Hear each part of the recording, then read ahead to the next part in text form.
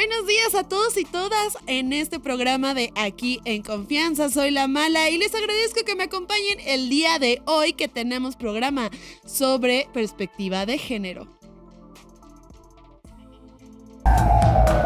Quédate con nosotros aquí en Confianza con La Mala.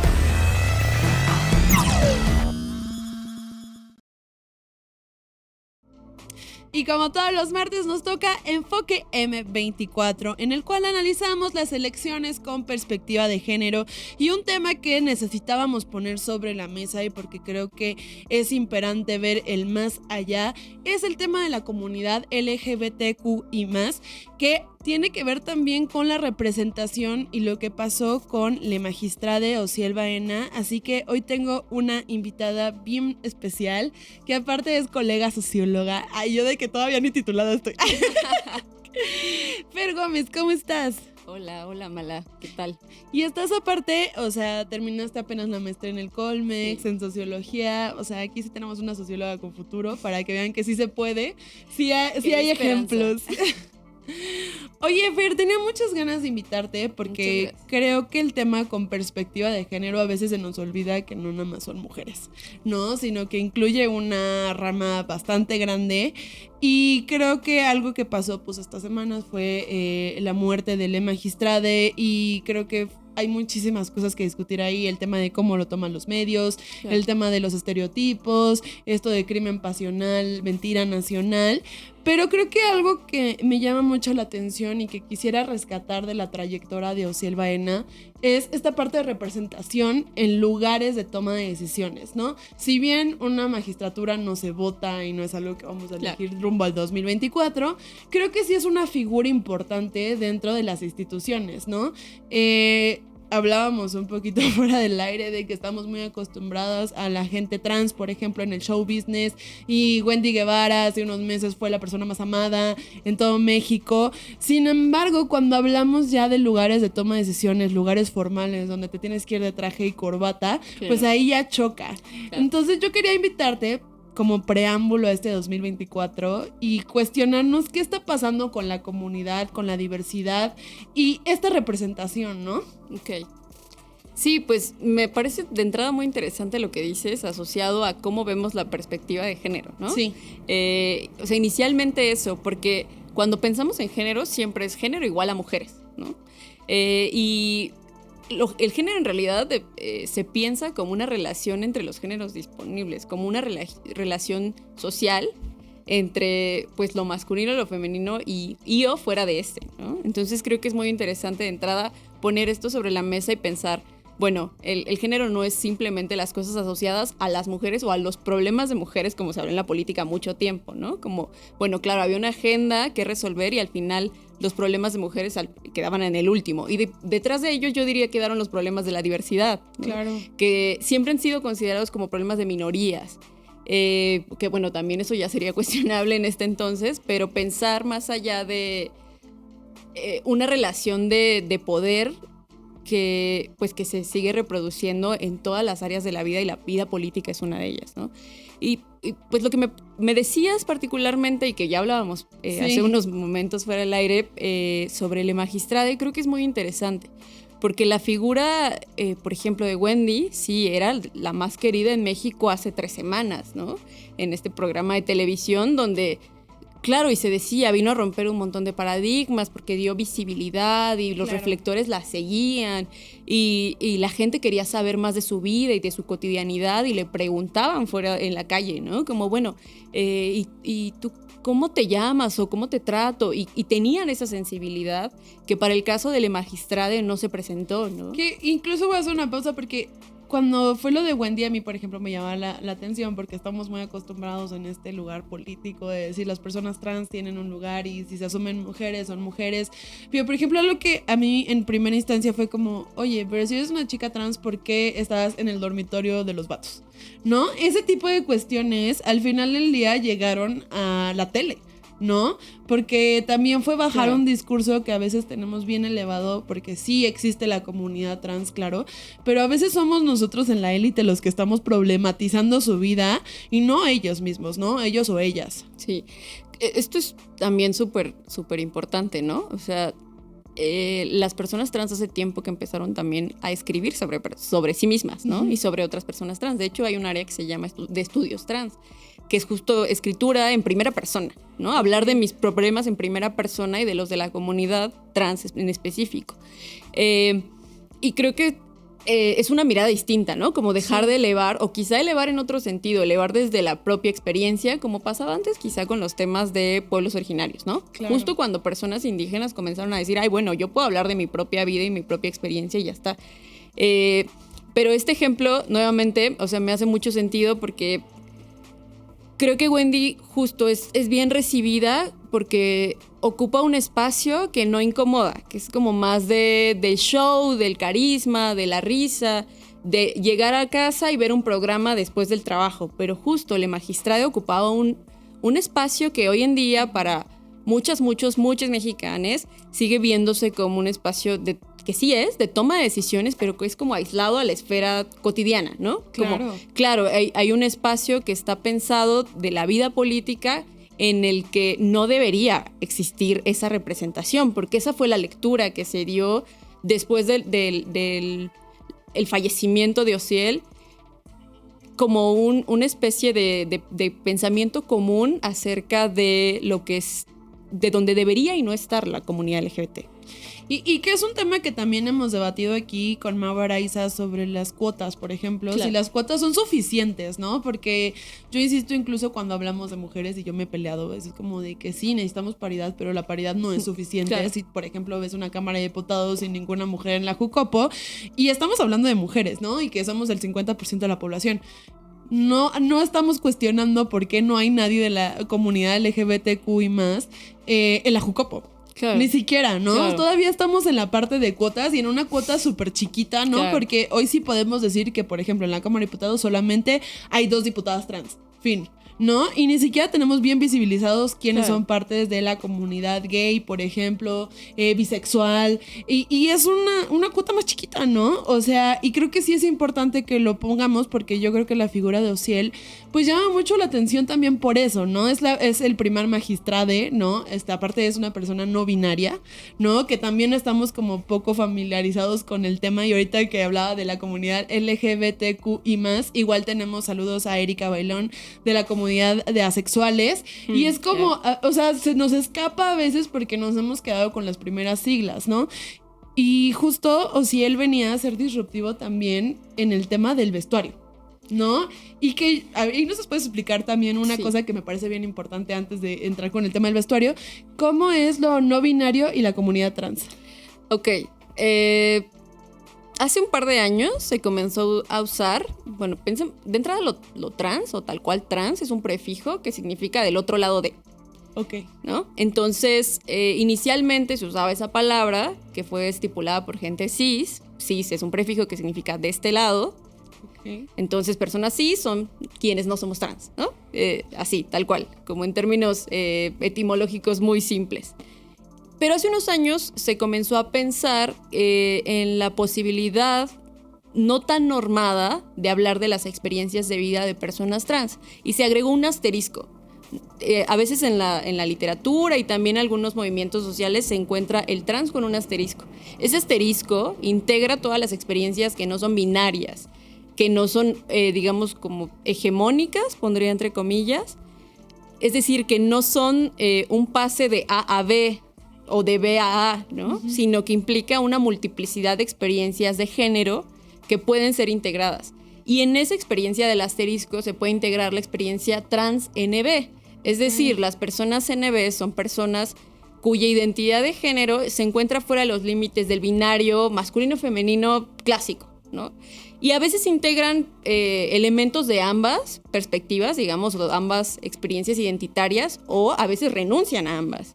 Uh-huh. El caso, por ejemplo, de Le Magistrade, pues integraba un poco de elementos de lo masculino y de lo femenino, pero justo sin reafirmar, digamos, algunos estereotipos asociados a lo femenino y lo masculino, sino tener una identidad mucho más fluida entre ambos géneros. Eso es, digamos, cuando se refiere a una persona NB. ¿Y por qué crees que incomodaba al menos en general? Porque obviamente en Aguascalientes, claro, es Aguascalientes, ahí tenemos el Frente Nacional por la Familia metido hasta las chanclas literalmente en los congresos. claro. Pero a mí lo que me llamó mucho la atención y que creo que es un mal preámbulo para el 24 es los comentarios, por ejemplo, en redes sociales, ¿no? En los cuales incluso se justifica la muerte por esta parte de diversidad. Sí, ¿Cuál es el panorama? Pues el panorama a mí me desalienta mucho, si te soy honesta. Y justo me desalienta porque hace 4 semanas la persona más famosa de México era una mujer trans. Sí. Y hace una semana atrás, la gente celebraba el fallecimiento de Ociel y de Dorian, ¿no? O sea, era un tema. Recuerdo que hace un par de días, justo exactamente el día de ayer, fue el día de la remembranza trans, y se señaló que México ocupa el segundo lugar en términos absolutos por crímenes de transfobia a nivel mundial. Sí. Ahora, en términos relativos, Centroamérica es un poco más riesgoso, pero México ocuparía un cuarto lugar, que tampoco es un tema a celebrar, ¿no? Pero frente a ello, las respuestas en redes sociales eran, venga, vamos por ese primer lugar. Es decir, la gente buscaba y alentaba los crímenes asociados a la transfobia. Que una vida moleste tanto como para desear que se irrumpa y que se elimine. Entonces, creo que, bueno, Aguascalientes es un estado que tiene una tradición conservadora, pues, innegable. Entonces, la presencia de Ociel, creo que ahí particularmente, no es que en la Ciudad de México sea significativamente distinto, hay que señalar todo.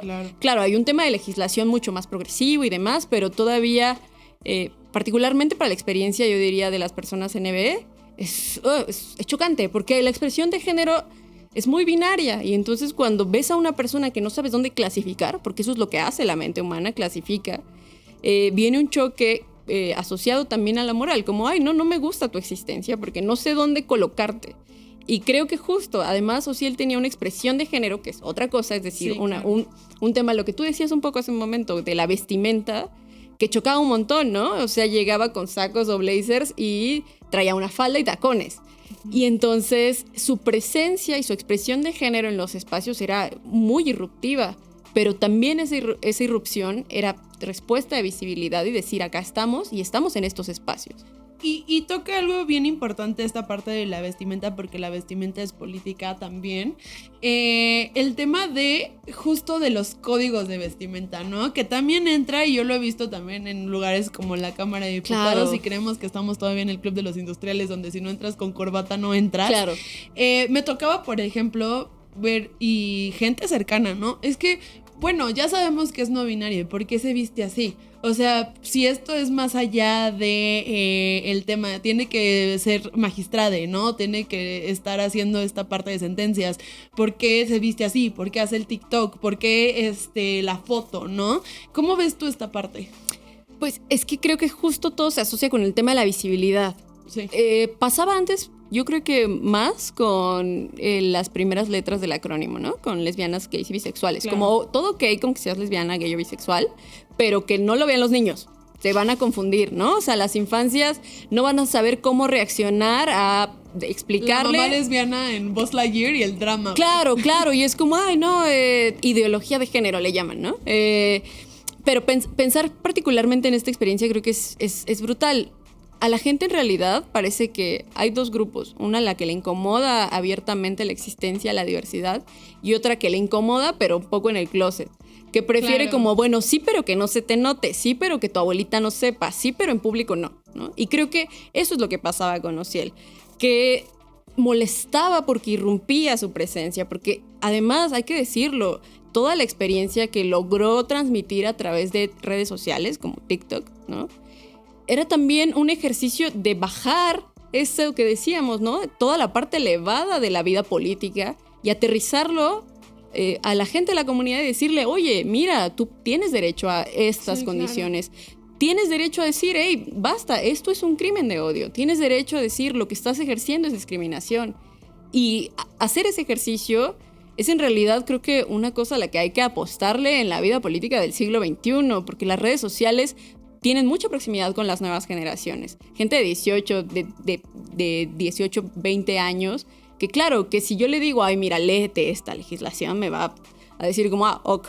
Pero si yo le enseño un TikTok explicándole los derechos que tiene y que tiene siempre esta defensa y que hay mecanismos de protección de su propia vida, es una manera mucho más amigable de acercársela. Y creo que Ociel era muy buena en este ejercicio. Y trabajó bien padre con el INE. O sea, la verdad es que antes de que llegara esta nueva presidencia, o sea, en la pasada y justo antes de todo el show de llegar a ser magistrada, estuvo trabajando muy de cerca con el INE, que yo recalco varias veces que el INE es el primer pues instituto en todo el mundo en tener un protocolo de voto trans, lo cual es bastante importante, pero trabajó muy de cerca con el INE con esta parte de difusión. Y a mí me parece bien interesante y que pasemos esta parte también electoral sobre, por ejemplo, tú, desde tus estudios, desde tu perspectiva, ¿cómo ves este rumbo al 2024 con la participación de la comunidad completa, ¿no? O sea, porque creo que al final del día no nada más es el voto trans, sino también el tema de por qué la gente de la comunidad no vota, ¿no?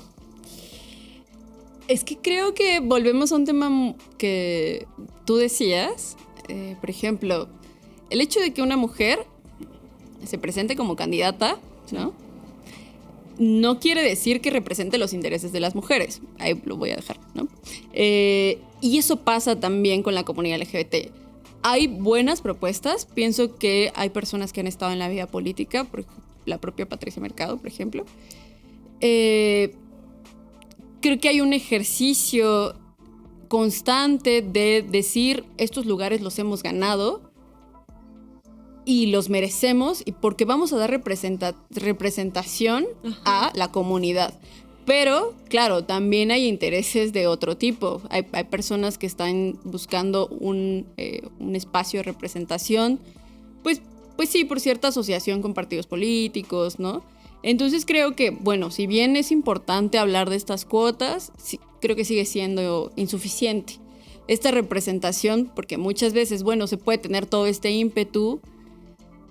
Pienso en las áreas de diversidad, por ejemplo, en Morena, ¿no? Sí. Y tiene mucho ímpetu, pero si en el mismo partido hay asociación con gente que viene del PES, como, bueno, hay un montón de contradicciones, ¿no? O sea, yo no puedo tener una apuesta política que diga, venga, vamos con todo por estos derechos, cuando en el mismo partido defiendo ideales que dicen la familia natural, casi que familia, patria o muerte, ¿no? Sí, y eso es bien interesante porque creo que ningún partido tiene una buena agenda. Bueno, salvo el PRD. Yo creo que el PRD sí tiene una muy buena agenda y una buena sección de diversidad. Pero pues ahorita, por ejemplo, con la alianza del Frente Amplio, pues nos deja mucho que dudar, ¿no? Digo, Xóchitl Gálvez saludando a Milei, que lo primero que va es contra tipos de diversidad, contra el aborto, pues claramente vemos al PRD muy disminuido y no tenemos muy claro la agenda de cómo va a quedar. Sin embargo, otra cosa que ahorita que hablas con la representatividad y las cuotas, a ver, pregunto porque aquí sí hablo desde mi ignorancia, ¿cuántas comunidades están integradas en la diversidad sexual? Porque aparte hemos platicado, por ejemplo, con Erika también de la comunidad de asexuales que apenas también va entrando. ¿Cómo cuántas comunidades son? Pues el acrónimo ha intentado integrar la mayoría de las experiencias de las que se sabe, aunque, bueno, al final se agregue más intencionalmente, como, bueno, hasta ahora sabemos de estas experiencias, pero dejamos apertura. Pero bueno, digamos, la L es de lesbianas, ¿no? O sea, tal cual, hay una comunidad de lesbianas que ha tenido mayor visibilidad también, digamos, en los espacios de incidencia política, de gays, ¿no? Pienso en el propio Temístocles. De bisexuales, quizá ahí también un poco se desdibuja la experiencia bisexual, aunque ya comienza a tener representación. Y bueno, hay un cúmulo de experiencias que se asocian en lo trans, ¿no? En personas trans.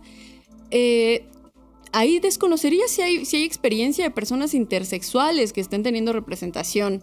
Creo que sería interesante también rastrearlo, porque las personas intersex también, de hecho, se han puesto mucho en entredicho en la población LGBT, ¿no?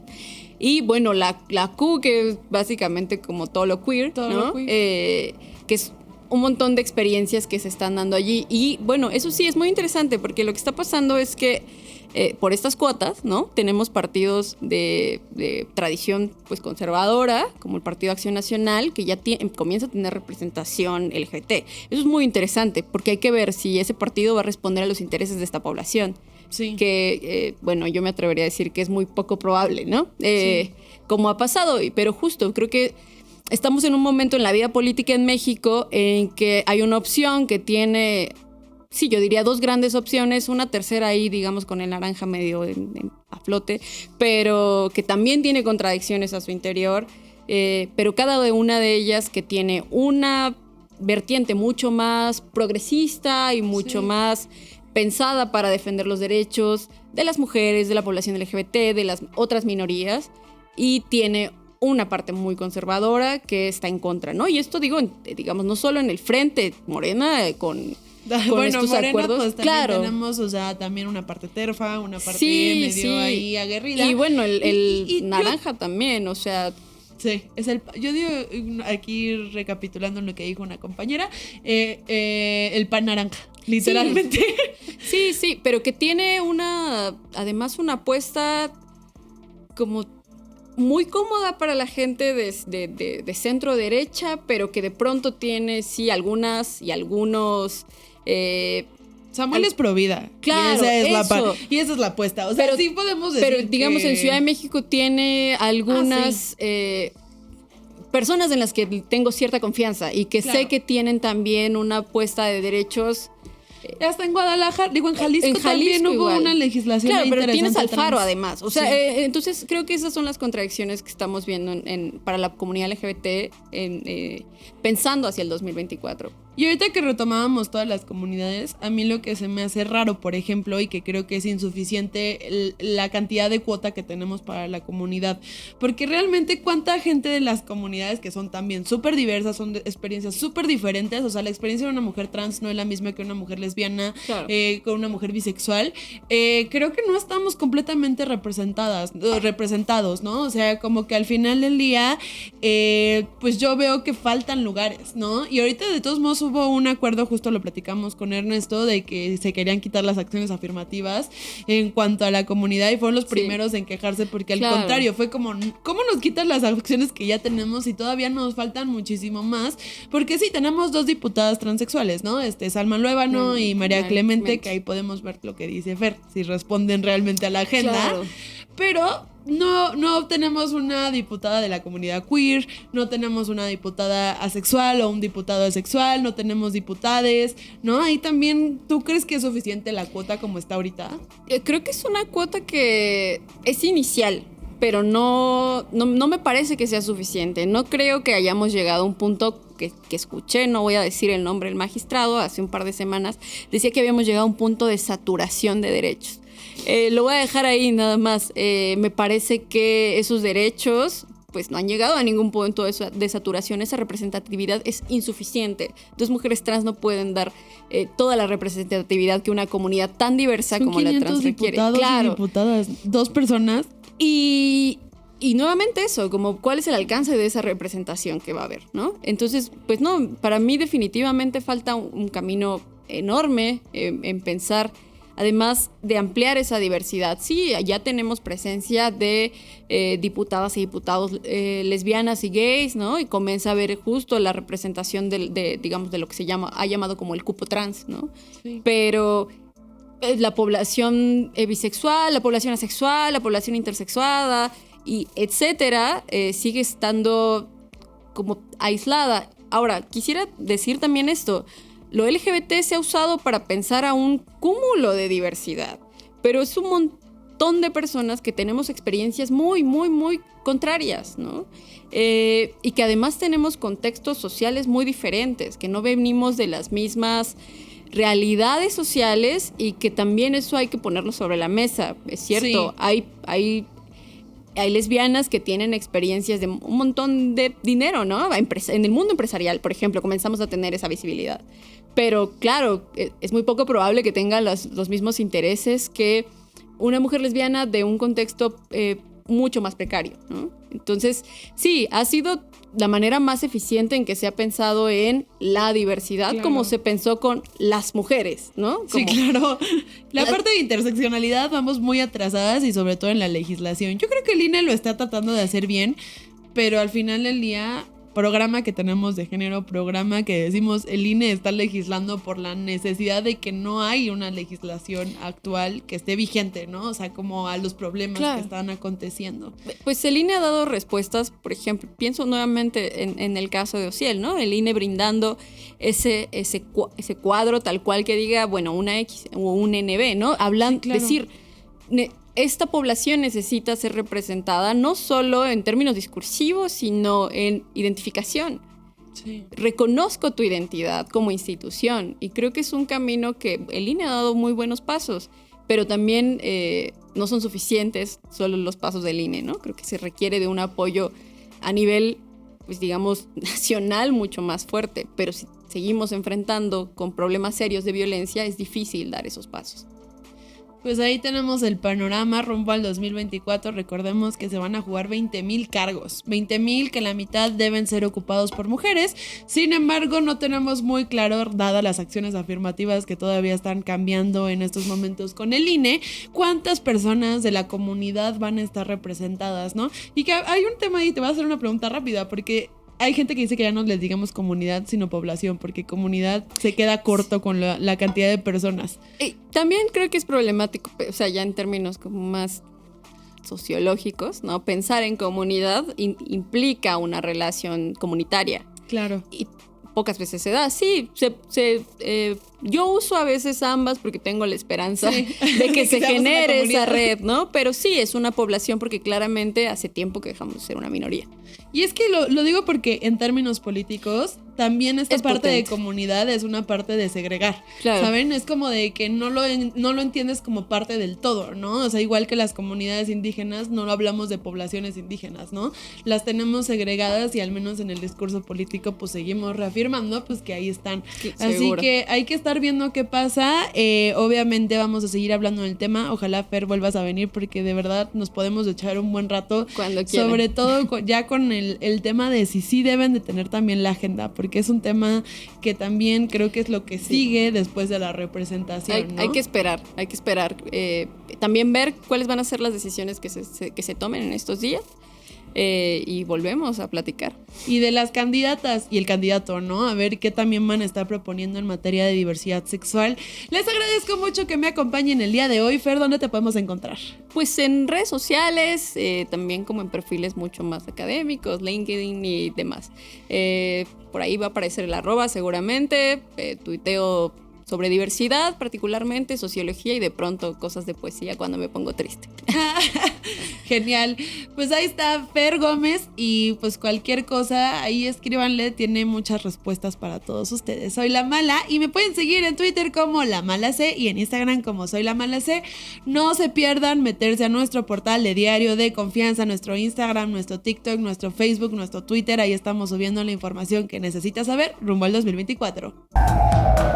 Quédate con nosotros aquí en Confianza con La Mala.